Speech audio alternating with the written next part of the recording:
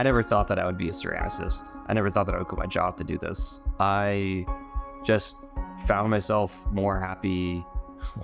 I just found myself happier and more driven doing this than working on client work, and I still do work for clients, but it's different. It's like I'm able to have a little bit more of my own voice in it than I think in some of my graphic design projects. I feel like that would be my advice, is go with your gut and don't be afraid of change.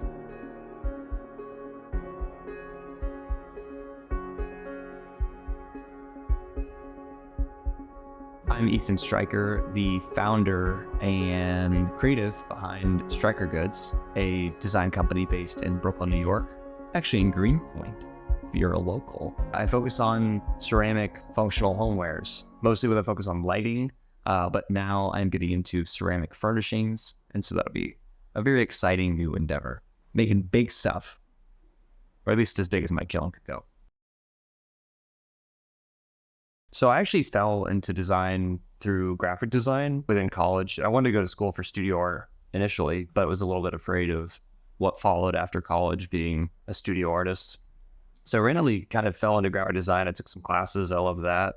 And then I did that for a decade.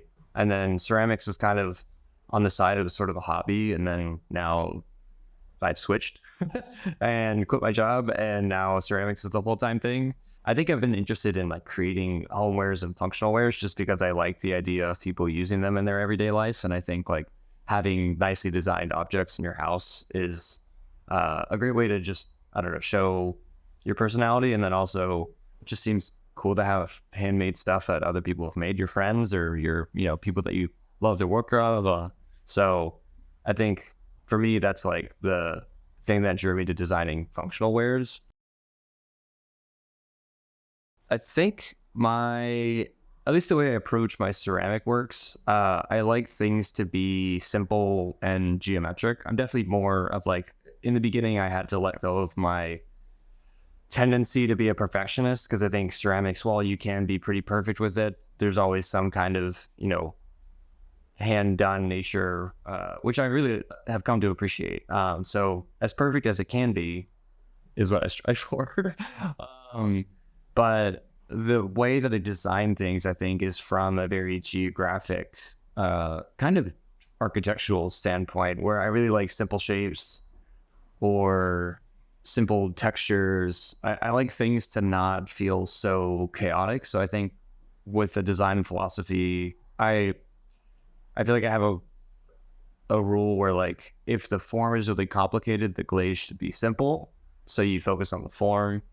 If the form is simple, then I think the glaze can be a little bit more out there, because I want the focus to be on the thing that's the most prominent. So if the form is something I really want you to walk away with, of saying the silhouette was beautiful, then I want, the glaze to harmonize with that. And I don't want it to be a distraction from the form. My favorite project, probably as of right now, was my previous collection, or most recent collection, Deep Reflections. And I think what makes it my favorite was the fact of questioning the material a little bit. I think the end result of them, while they look ceramic, they could kind of read stone, which I like that kind of interplay between, bringing someone in and having them question what the piece is. But I also just think, as a collection and as a whole, I really liked how all the forms were different but really unified. So that was pretty cool. Well, my favorite design detail of that was definitely the finish. I think recently, my favorite design detail has been making ceramic knobs for my lamps, just because I think it is the thing you're actually touching, which is kind of cool. So you're interacting with the piece, what the material is of the piece, and you're interacting, touching this thing, and it blends into the piece. And so I think in general, I'll probably start doing that a lot more going forward, because it just feels nice, feels good. Spin a little knob. Ooh, done. Boy, do I. Yeah, ceramic.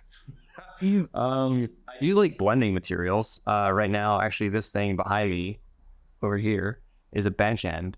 So that'll have a wooden bench seat that goes across it. It's like two ends that hug it. So I've definitely been more interested in blending materials. My old collection was seating red, and that blended together like PLA and other kind of plastics from manufacturing or from 3D printing, stuff like that mixed with ceramic. So I definitely like there's like a cool blend between materials where like if you could, bring in ceramic and some other natural material, I think there's like some good harmony there. And that's definitely something I want to do more of going forward. But yeah, as of right now, favorite material. So my process for starting a new project usually begins with really just rough sketching. I've tried drawing on iPads. I've tried doing that stuff. It feels so distracting, and I get really into the weeds on like the drawing being perfect versus it just being like a crude little linear sketch. So my notebook is basically just full of little linear sketches. They're pretty small little thumbnails, and I mostly just start there to get an idea of what the silhouette is going to look like, form, proportions, that kind of thing. And then once I figure out a sketch that I like, I kind of put a star next to it, and then I will further that sketch into something a little bit more, like actually start to think through like, where does the bulb go? How am I going to, just really start to think through the design of the piece or the function of the piece. And then from there, sometimes I just go for it, but depending on how complicated the piece is, I'll draw like a 2D version of it in Illustrator. And that just helps me really key in on exact proportions. So if there's like, if I need to know that it's 8 inches wide, 10 inches tall, then there's like a shade that sits however high above that, then I at least know from that drawing, the proportions are going to look like what I wanted them to look like, just instead of just my sketch. So it's a way to get to the weeds. And then if I need specific hardware to fit them, like on a sconce or a certain thing that's mounting onto something, I'll draw the hardware in 2D with all the measurements, and then make sure that all the stuff I'm buying and all the stuff that I'm making is gonna fit together. So that's really helpful. And then those 2D drawings are usually drawn with the shrinkage in mind, I guess, for the clay. So depending on the clay I'm using, I draw it differently. But yeah, that's kind of my process. And then from there, I just start building. And I think once I have those drawings, it makes building a lot easier, because I am kind of I'm building against a proof of concept. So it's a little bit easier versus me just like going for it and then hoping it works in the end. I think I balance creativity and practicality in my designs by the practical part being that it works and that it plugs in and lights up. And that's probably as practical as a lamp should be. And then the creativity side is, how do you explore different ways of casting that light? How do you explore, a different form? Or how do you make a lamp that someone else hasn't made, or build on an idea and evolve it? And so I think like the way that I bring creativity is, of course, like the way that I sketch is focus on form and then figure out the function. So I think form comes first, function comes later. And sometimes the form and the function don't work together, so I ditch the idea, or it just seems too complicated. But that's generally how I try to make sure that the practicality and the creativity of the piece they're not equal. Let's say the piece is more creative than they are practical, right? You could just plug a bulb into the wall, but no one likes that. They want something fucking cool. They want something nice. You know what I'm saying? They want something nice to hang on their wall, tell their friends about it, and be like, check out my taste. Yeah. Let's see. I think my surrounding probably plays a role by being in New York. Seeing a lot of really good work, seeing a lot of people who are like hustling and getting shit done. I definitely think that's probably a big part of it. At least that's what motivates me, is I feel like I'm like constantly seeing people doing cool stuff. And so it like pushes me to want to make cool stuff. And like, it's like healthy competition. You're like, oh, that shit's rad. I want to make something as cool as it, or better. And so I feel like that surrounding is good for motivating me. But yeah, I feel like being around really good work, being around all the galleries here, being, surrounded by architectural amazing things. Yeah, I don't know. I think being in the city definitely helps to drive me to make better work, and probably inspires me more like, so what's the word? It inspires me more subliminally than obviously, at least the actual environment. I think seeing work and being really, impacted by it is probably much more immediate than, biking around or looking at buildings. Okay. I go, what you want, bruh? And then I make it. That's what happens. So the way that I approach clients is similar to the graphic design thing. I mean, it's a lot of like, it's client relations, open communication, being really clear, being very transparent. I'm very transparent when things are going right and when they're going wrong. And I think it is helpful for clients just to have a window into what's going on. As far as approaching working with them, I work with them pretty similarly to the way that I create myself. So, I think if they have an idea that they want me to build against, or if they're coming to me to, they have a slight idea and they're just like, do whatever. I think it all starts with sketches. I send them sketches, some general descriptions on maybe what glazes I'm thinking, unless their project is calling for something specific.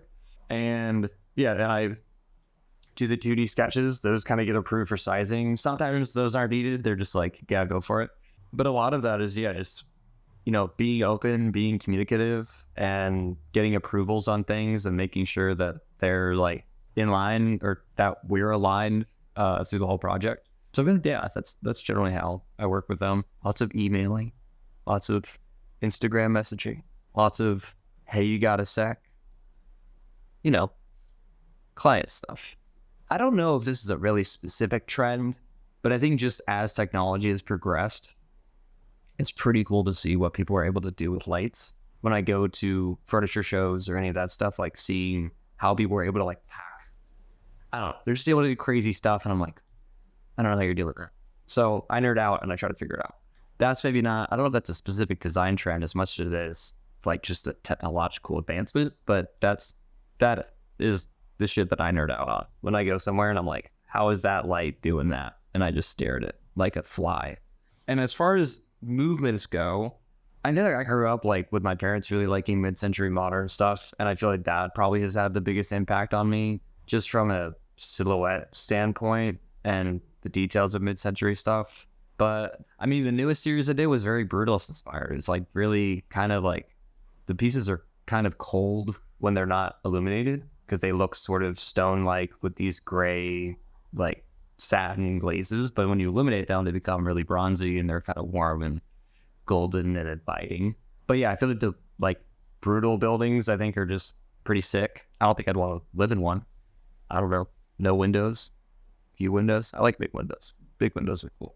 Let the outside in. You know what I'm saying? That's probably the biggest movement that's inspired me. I feel like my stuff is like generally has a mid-century kind of look to it. Maybe my newer work might not as much, but I feel like that was probably the thing that I've jived with the most, and what probably has influenced me the most, especially when I pick up magazines. I think that's like the homes that I gravitate towards are definitely the ones that are mid-century. Long and it's flat and lots of windows and some cool 60s furniture. Oh, okay. Look at that. I would say that sometimes you think you're going to do one thing and then you're going to end up doing the complete opposite. Go with your gut for many reasons. One big reason was you might think you want to do one thing and you go to school for it, you do all this stuff, and then you just change it up. And I think it's good to change. Maybe that's the inspiring thing. Change is good. Don't be afraid of change. Evolve. Change. Come up with new things. Keep learning. Yeah, I mean, I never thought that I would be a ceramicist. I never thought that I would quit my job to do this. I just found myself more happy. I just found myself happier and more driven doing this than working on client work, you know, and I still do work for clients. Like but it's different. It's like I'm able to have a little bit more of my own voice in it than I think in some of my graphic design projects. So yeah, I mean, I feel like that would be my advice is go with your gut and don't be afraid of change because you never know. Maybe I'll be not a ceramicist in 10 years. Maybe I will be. That will be super famous. Let's hope that. Huh? We'll wish that into the world. My advice for aspiring designers: chase fame only. Money and fame. Those are the only things that matter in life. You know what I mean? And if you don't reach those, you should be really disappointed in yourself. Okay. I think that's it.